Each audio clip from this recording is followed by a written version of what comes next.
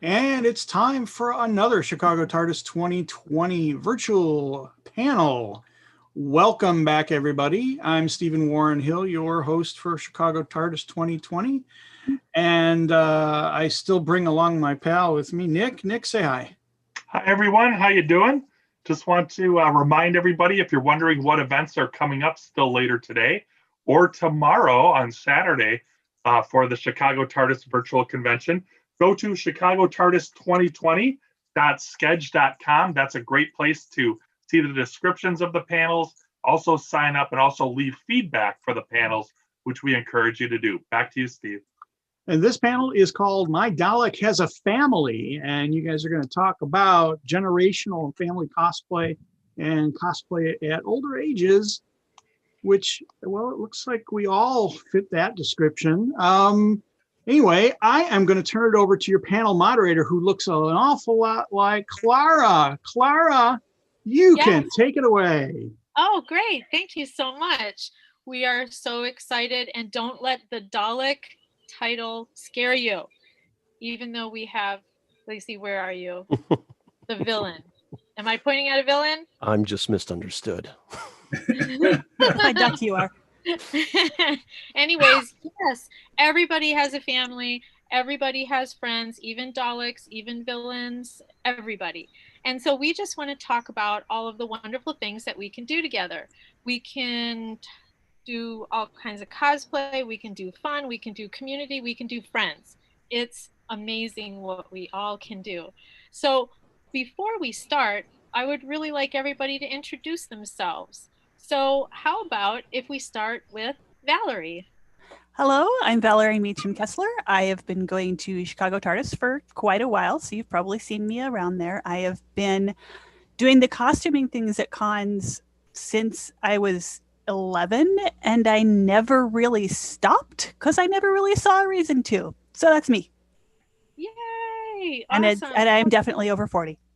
And proud, right? That's right. How about Cosplay Dad? He's right here, but I don't know exactly where he is around here. But for me, he's right there. You're pointing in every direction. That works for me. Hello, everybody. My name is Kevin Jackson. I am known as the Cosplay Dad. Basically, I've got a bunch of cosplay children that my family continues to grow. I've been cosplaying for 12 years. Started cosplaying with my daughter when she was younger as a reward for good grades. And she taught me, asked me to go to a con the first time. I said, absolutely not. I'm not going to be this old guy at a bunch of conventions with young people. She talked me into it, and we've been doing it together for many, many years. Like I said, it's 12 going on 13 years now. So hello, everybody. Hi, wow, that's so awesome. And how about if we go to our villainous member, Laird of Cosplay? Oh, that must be Neil. I'm Cullen, also known as the Laird of Cosplay. I've been cosplaying for about 8 years now. I used to do Ren Fair costuming, and then I got into this, and I do some prop building and foam creation on the side. Actually, my wife got me into this, and our son's been cosplaying since he was like 3. So, and for being over 40, I'll be 59 on Sunday. So there is no age limit to cosplaying. Just get out there, enjoy yourself, just have fun. Yes, that's so great. What a great message. I love it. I get excited every time I hear that. And our final member, Neil. Hi, I'm Neil Hayes, otherwise known as Rory, the Lone Centurion. So I've been cosplaying for well over 10 years, somewhere past that.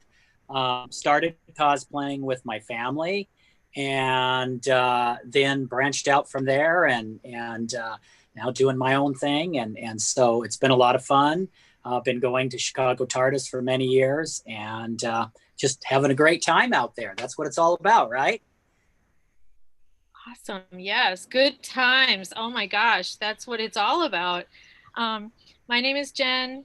I'm going by Clara tonight, and I just love doing this. I love the friends that I make.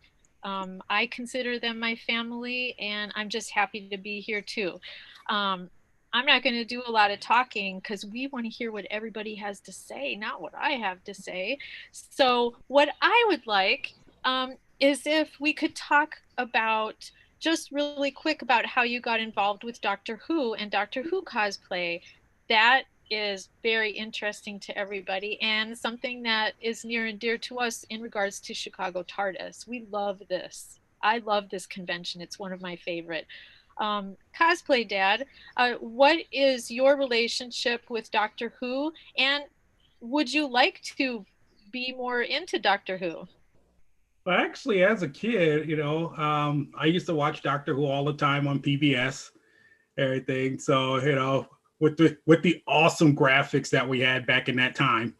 And so I had taken a few years off, but have gotten back into watching it when my son all of a sudden got into watching Doctor Who.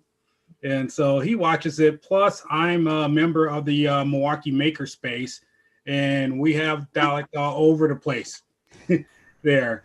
And so if you want to see these guys build them, test them out, run them around the space, that's the place to be. So I stand by and I wait until somebody was willing to give me the controls of one enough to let me play with them. But I got into it. I have yet to cosplay a character. I haven't decided. I've gotten suggestions, but haven't decided who I was going to do yet.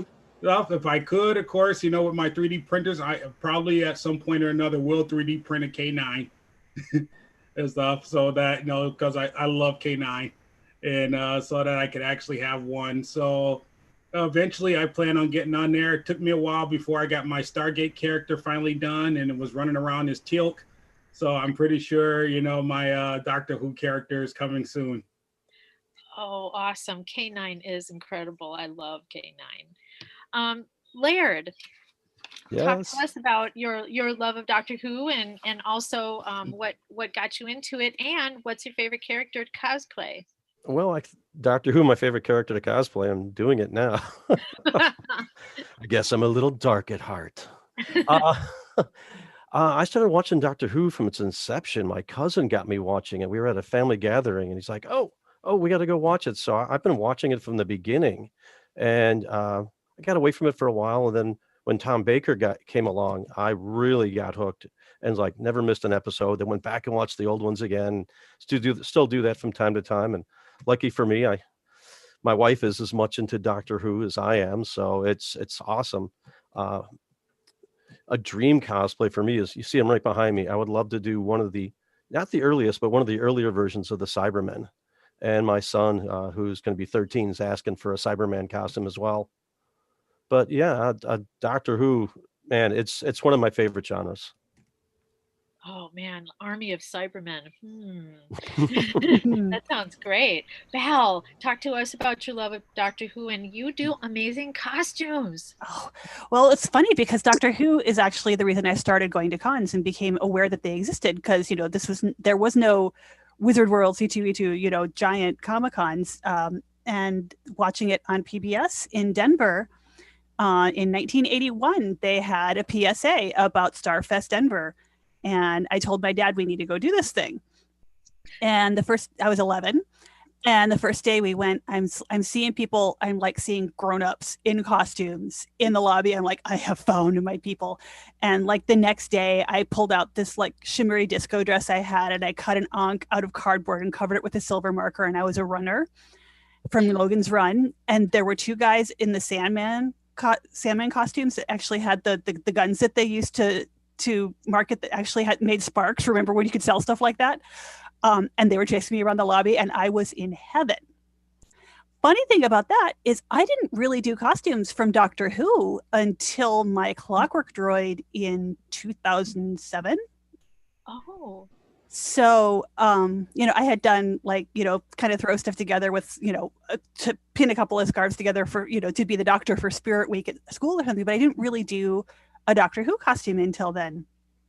And So it was as far as I know, one of the first Clockwork droids there were, and that was when I started going to TARDIS and doing some more of the ones.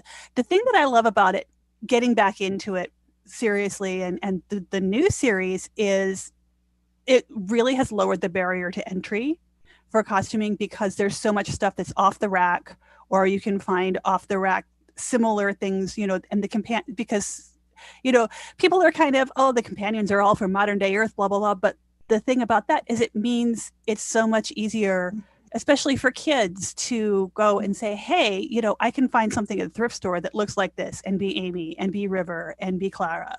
So that's one of my favorite things to watch at the con, is the kids who are, going and raiding their closets like I did when I was their age, and immediately who they are.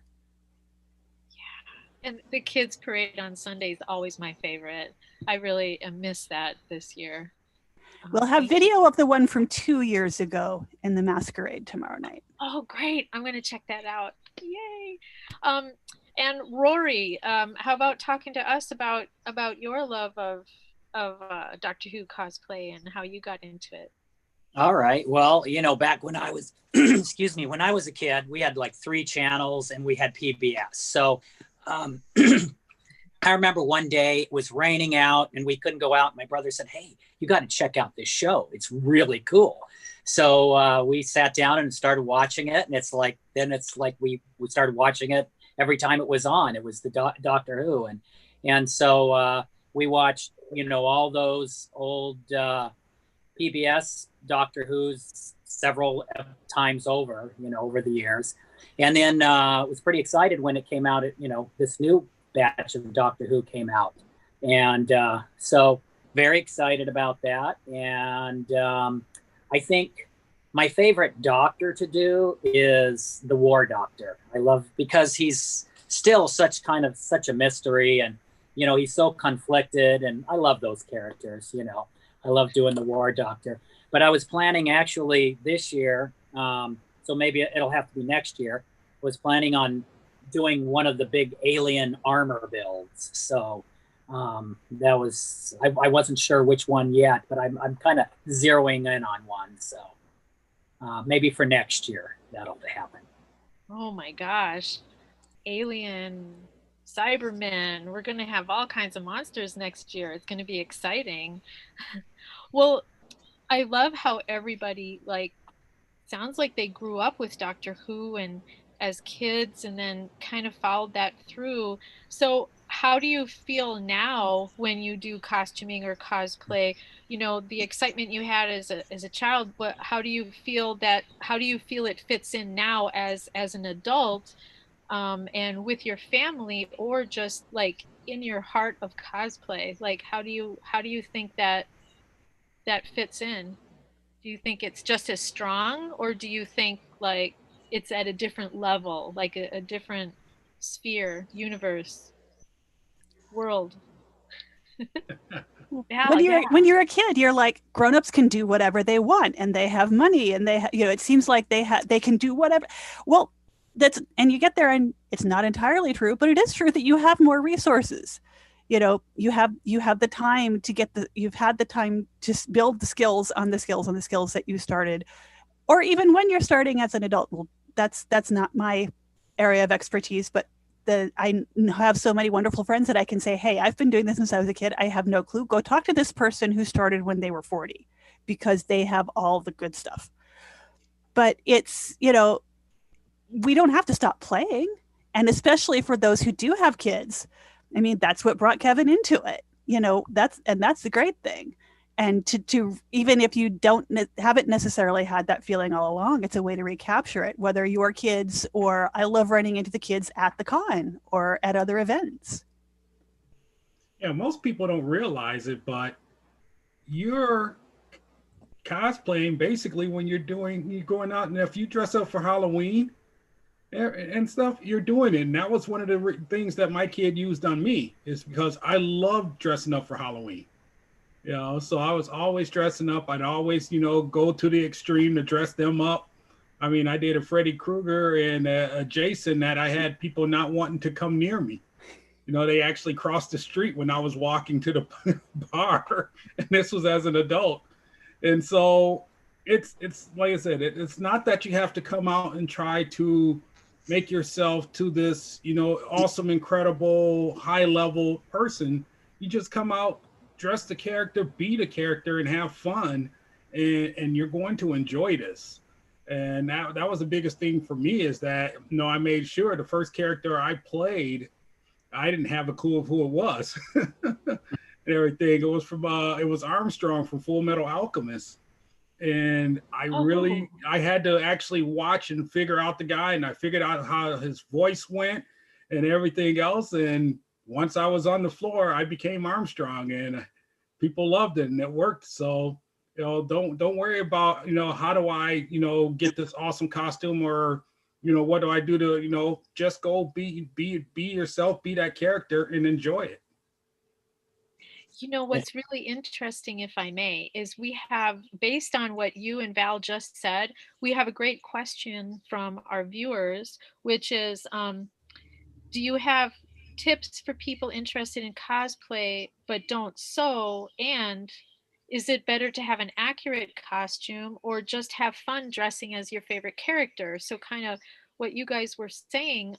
Laird, can you throw some thoughts in there? Yeah, it's personal preference. I mean, some people, it's their personality type. They got to have every button look exactly like the character they're playing. Other people, it's like, if it's close enough, it's good enough. It's personal preference. Like I say, and this is something I learned from some other cosplay friends. There's no right or wrong. It's, are you having fun? Do you feel comfortable in that? And you go out there, and it's about having a good time. And I can't emphasize that enough. If someone's picking on someone about their skill level, they're not a proper cosplayer. They're just a hater. I hate to use the word, but I don't know what else to use for it. So you do what you can afford and what you're comfortable with and what makes you happy. And as another very famous cosplayer, Nightmage, says, doesn't have to look like just out of the comic book, out of the movie, or whatever. It's your interpretation. You're an artist. You make it in your vision. So to answer that question, do what feels right to you. Do what you have fun with. Do what you can afford. I mean, don't go into debt to cosplay. Just go out there and have a great time. Oh, that's so great. Neil, did you have anything to add to that? That's such a wonderful answer, Laird. Thanks. Thank you. Yeah, I think Laird hit it right on the head. If you go out to a con, you're going to see 10 different cosplayers, and they do it 10 different ways. I mean, at the one extreme, to those, like you say, those people who have to have it exactly right, to the other extreme where they've taken 2 or 3 different characters and mashed them together and made mashups and all sorts of things. So, that's the exciting thing about cosplay right now is that it's wide open for anything, any kind of creativity that you have, do it, get out there. And, you're going to, throughout the years, you're going to run into a few people who are just, but the majority of the people in this are just fantastic. So, just go out and have a great time. That's really what it's about. And to, let me, if I may interrupt just for a second, to expound on what Neil was saying too, because part of the question was they can't sew, they don't know how to build anything. As Val said earlier, go to the thrift stores, see what you find in, the regular stores, find pieces that look close enough and make slight adjustments to them if you need, or just wear them. And also the skill, if you don't have the skills, there's never been a better time to learn them. There are so many different ways to learn them that are now available for free on YouTube, on blogs. If you're better with pictures and print, there are books you can get from the library, or just go to cons and talk to people. Go to Cosplay Central, or go to the costume table at Chicago TARDIS or whatever. People are so happy to share and bring more people in and see you grow. And that's not, people out, and there is a thing where people are like, oh yeah, people think kids are cute when they're, don't know what they're doing, whatever. No, adults can have fun too. And I am perfectly happy to see somebody who is my age be Amy Pond in something they found at a thrift store, or to say, hey, my grandma didn't teach me to sew. I'm going to learn now. Self-taught to sew here. Or use safety pins. Safety pins, duct tape, hot glue. Hot glue. As long as it doesn't fall off of you, it's fair game. Oh God, my wife used to hem her pants with a stapler and duct tape. Yes, I knew I loved her. But it worked. It worked.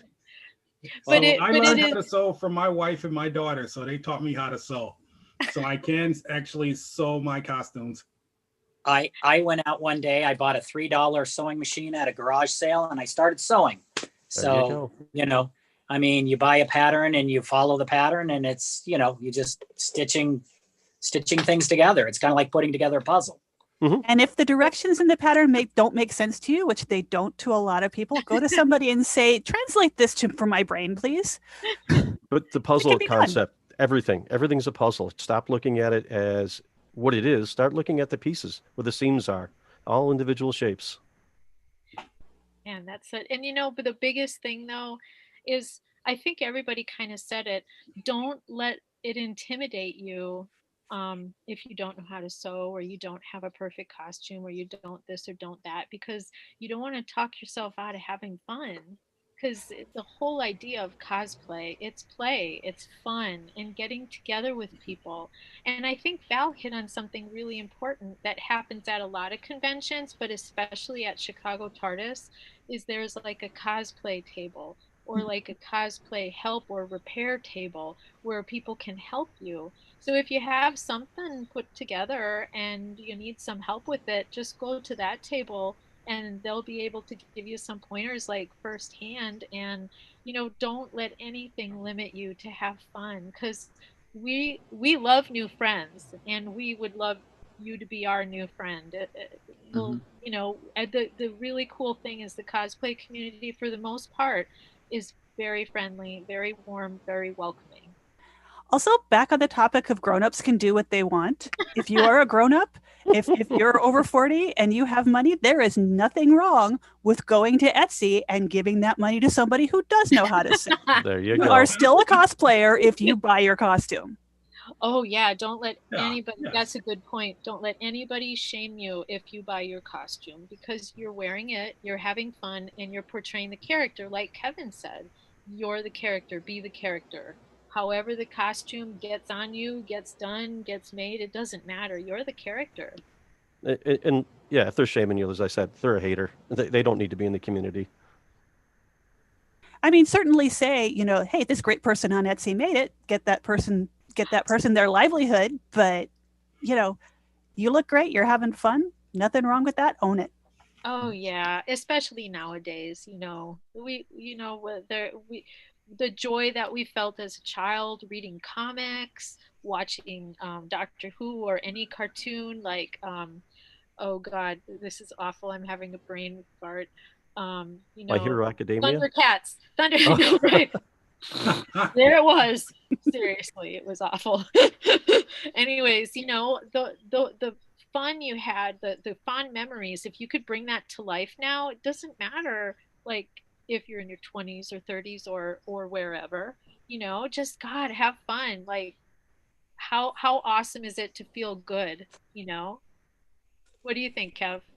Yeah, I think that, just like you said, no matter how old or how long ago it was, there will be people there who'll love to see it. And as I said before, when people were talking to me about doing Tilk, I was kind of like, well, that show hasn't been on for a little bit. Maybe nobody will really love it or anything. And so I debuted it down at Dragon Con, if you guys remember. Yeah. We were down at Dragon Con and I brought out Tilk, and oh, good Lord, I was being chased. You were mobbed. Yes. There were people running to catch up with me. I got invited to parties and everything else. I didn't know that there were these Stargate parties and stuff. So it's like, if it's a character, even that, like I said, when Jen talked about old cartoons, Speed Racer popped in my mind. Yeah. And it's the simplest costume. My daughter Amber, she did Speed Racer. I did Pops Racer. I had to put on a red T-shirt, a white hat, and I had a mustache. Ta-da, Pops Racer. So it does not have to be expensive.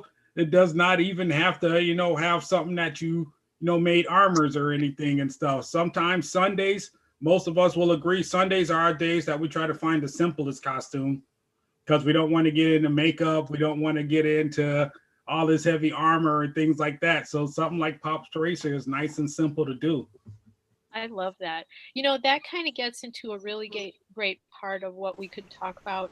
Um, the con, like you were talking about Sunday, you know, after a heavy Friday and a heavy Saturday, because Saturdays usually are the day, you know, Sunday. So, but throughout the whole convention, like especially uh, with you know, not being seven anymore with boundless energy, like how what are some tips we could give to some folks in cosplaying, you know, so that we can all last together till Sunday, like in the late afternoon at the end of Take the breaks, drink water, carry snacks. Yes, healthy snacks.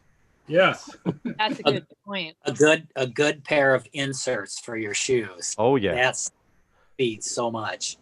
Not the weekend to try a brand new pair of shoes or boots. Let me tell you that much. Oh, Footwear is uber important. If your footwear isn't correct, your knees are going to bother you, your back's going to bother you. I used to walk for a living, and you wouldn't believe how just a pair of worn shoes affect your whole body. So yes, footwear, uber important. And, you know, for those of us who are not seven anymore and whose joints like to tell us that, it is okay, back on the, you know, accuracy versus not killing your body. If there's an adjustment that you can make that will make it more comfortable, that you'll enjoy your day, make the adjustment. Don't wear the super high heels. Don't wear the super tight thing. Make it something that works for your body. And by all means, I've done a few costumes where I'm encased entirely in EVA foam. If you don't feel you can make the entire con, get out of it. I've got some costumes now in my advancing years. I can only wear 3 hours because I overheat so badly and my hands start swelling. Yeah, don't endanger your health. Get out. If you're not staying at the hotel, have street clothes in your car. Yep. Oh yeah. And especially if you have some friends at a table, keep an extra pair of shoes or a little bag there, you know, that's perfect. So you can kind of change for the walkout. Oh, so, you know, we've talked about the excitement of when we're young and now what we're doing and how to kind of, you know, survive a con. What about the the family and the community within cosplay, especially now when we see young people and they may feel discouraged, they may be like, um, you know, having a difficult time going from their 20s to their 30s and feeling discouraged about cosplay. Like, I think part of our role, being a little more experienced and mature in some things, is to help be leaders in the community, be encouragers. Can we speak to that? Well, I think, you know, I started out in cosplaying with my family, and after a while, it kind of felt like a band broke up. You know, my family started doing other things more often, and I still wanted to do cosplay. So I think one of the big things is be a joiner. Join every group you can. There's tons and tons of different costume groups out there. Join the groups, you know, get to know the people, and you'll be amazed at how quickly you build this family around you of people who love doing what you do. So, you know, my big thing is be a joiner. As Neil said, as I found, I started this, 7-8 years ago. The cosplay community is the most accepting and friendliest group of people I've ever been around. Race, creed, color, the whole thing. It's like, it's all good. And, so don't let your age affect you. I had a guy at a con come up to me and says, that looks like fun. But, I don't know if I could do that because I'm going to be 36, I think he told me. I says, you know how old I am? I'm 52. I says, look, if you want to do it, do it. So as you're getting older, as I said earlier, it's not an excuse to stop. If you're enjoying it, do it. No one's going to laugh at you. And if they do, find the other people who aren't laughing, because they'll be laughing at that idiot. And be visible as who you are. You know, when you've got all these people out there, because we remember what it was like to go, oh my God, I'm 30, I'm so old. And you see people saying that on Twitter and you want to laugh at them, but they're really feeling that. And Oh. you can be out there, be visible, and say, hey, I'm doing this, I'm having fun. You can keep doing what you're doing and love it. And especially now when social media is where it all is, because we don't have cons to go to. You know, you've got these folks, they're mostly single, they're mostly in their little apartments and going, I feel like an idiot, you know, making TikToks or whatever. And it's like, no, everybody, we're all doing it. We're having fun. This is the way we're having fun right now and keeping from going crazy. And and support those people and give them the feedback when they do post, so that they know that we want to see their content. Yeah. And the funny thing in my house with the kids, I'm sorry, Kevin, go ahead. Don't be afraid to go up and talk with people and everything, especially, like I said, people see our names and the characters who we are, they know us. And so they get intimidated to talk to us until they actually come up and talk to us and find out we're the friendliest people in the world. You know, so people will come up and ask, hey, how would I go about building this? Oh, let me tell you, we love that stuff. We love it. And then like Jen and they are near, excuse me, my voice got dry. And they'll all know that we all cosplay together. In fact, I had somebody's son who has one of my favorite pictures as Piccolo and Gohan. Everything. That would be my kid. Yeah, that's correct. That's correct. And everything. That's one of my favorite pictures to look at. It's always up on my screen and everything, because it was just one of those moments where two families came together with the proper costumes on. And I remember your wife was dressed up as well. She was dressed up as Chi-Chi, and it was just perfect. It worked out perfect. That was a great photo shoot. It really was. I was Master Roshi, and we had other people who were willing to play victim to Master Roshi, so that was fun. Yeah. So again, as a family, or like I said, as you want to learn, go up and talk to people and ask them, and you'll find out. Just as everybody was saying, we're friendly, and we would love to talk to you, and would love to help you get into this world. Oh yeah, and I think encouragement, that's part of our role now. Like we were saying, the younger folks who may just be getting into it or feel like it's time for them to get out of it, we can encourage them. Be leaders and be mentors and help them and say nice things on posts, because it really means a lot to people. So what do you think about this, Neil? Well, I think you look at every costume, and blood, sweat, tears, love has all gone into that costume. And people have different ideas, people have different skill levels, but that doesn't negate the level of work and pride and love that went into that costume. And loving the characters is 3/4 of it right there.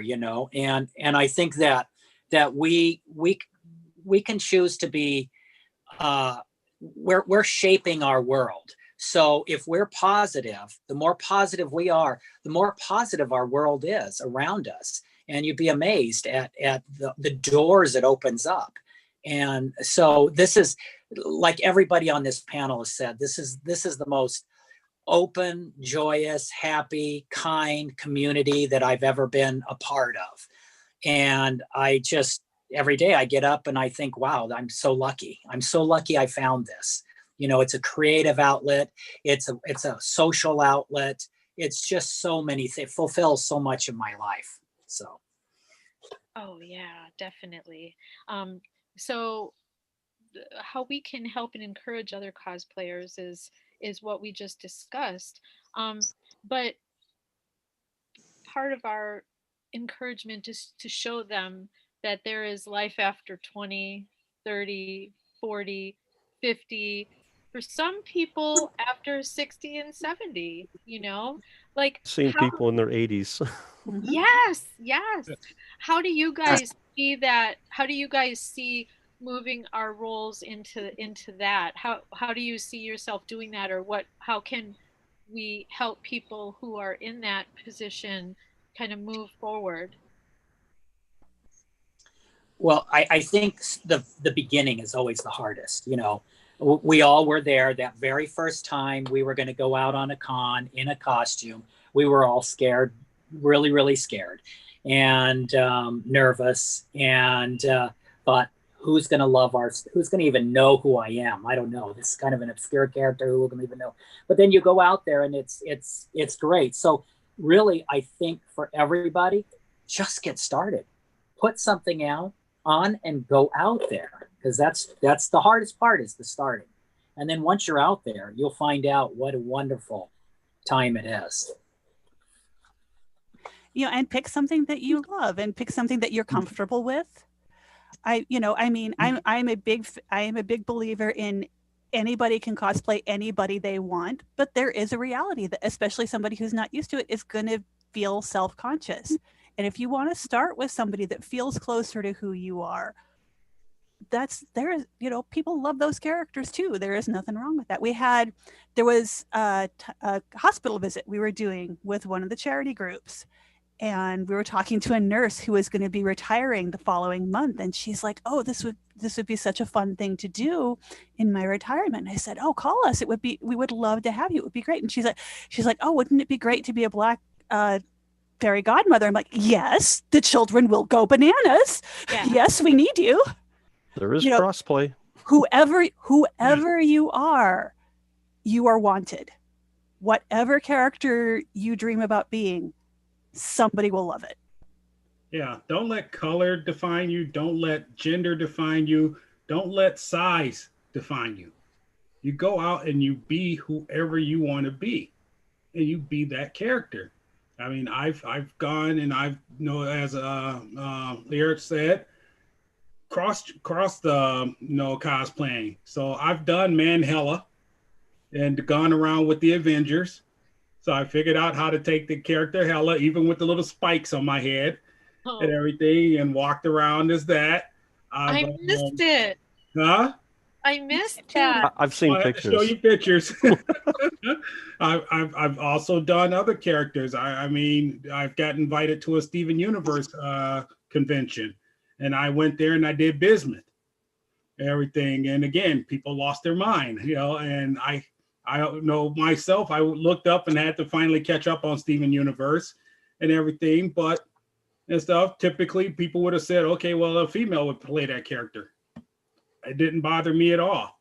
I did the character, I became the character, and people loved it. So don't set your own roadblocks up. So cosplay whoever you want, however you want. Yeah, as Kevin was saying, the only thing preventing you from being a character is you. You want to be it, be it.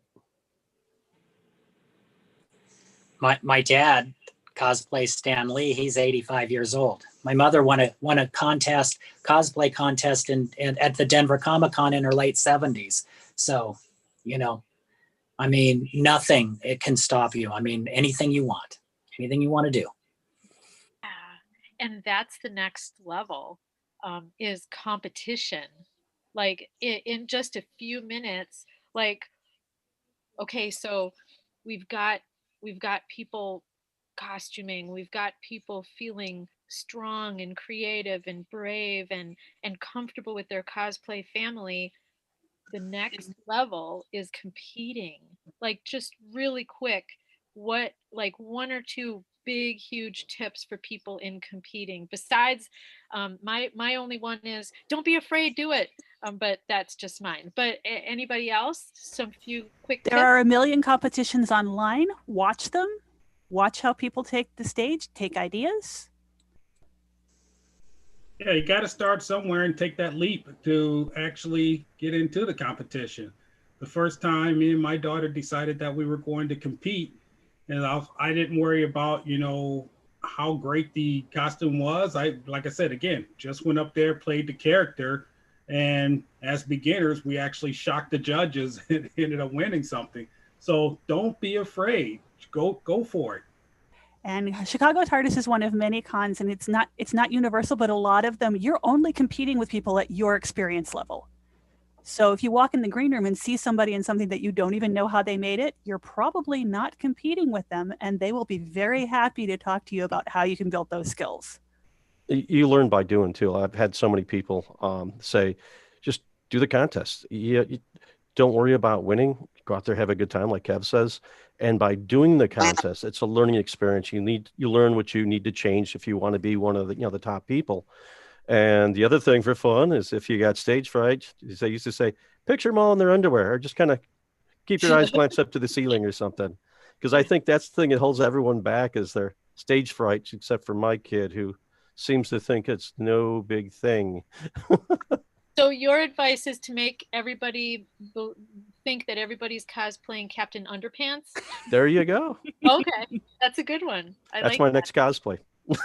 Well, really quick, Neil, you got something? I think if you're intimidated, there's a million Comic-Cons out there. Start at a small one. I mean, where it's a small stage, the audience is small, start there. And then build your confidence and then work your way up to C2E2 World Championships at some point, I mean, but just don't get discouraged. I mean, you're not going to win every single time out there, So start small, work your way up. Okay, here we are. We've come to almost the end. Now we're going to do lightning rounds. How about that? Ooh, all right. Ooh. Okay, lightning round. Here's the question. One tip you could give somebody, make it good. Val. Pick somebody you're comfortable with and go for it. Neil. Pick a character you love, because that love's going to show through and everybody's going to love it. Kevin. Research your character, learn your character, be that character. Laird. I'm going to quote Rocky Horror. Don't just dream it, be it. Don't let it hold you back. And mine is just have fun. Whatever you do, whoever you're with. And if you're not having fun, then switch it up. Different costume, different group, maybe a different buddy. Just switch it up because it's all about having fun. So I'm not sure if we have room for another quick round. Okay. All right, here we go. Another lightning round. Next costume, unless it's a secret one, and then say the next one below that. Next costume, Val. Hera from Star Wars Rebels. Oh, Neil. Well, I'm gonna make one of the alien armor from Doctor Who. So I think I know which one, but I'm not 100% sure I'm gonna go with that one yet. But I think I do. I think that's a masquerade entry next year. It's gonna be a big surprise. Kevin. I am 3D printing Iron Vader right now. Ooh. Ooh. I'm sorry, I was in shock. I'm so excited. Laird. 1602, I think I got the year right. Iron Man. Oh, nice. Ooh. Okay, that's How about great. you, It's been a Jen? dream build. Well, you know what? That's a very good question. Oh God. I want to do the immortal Angelina Jolie character. Ooh.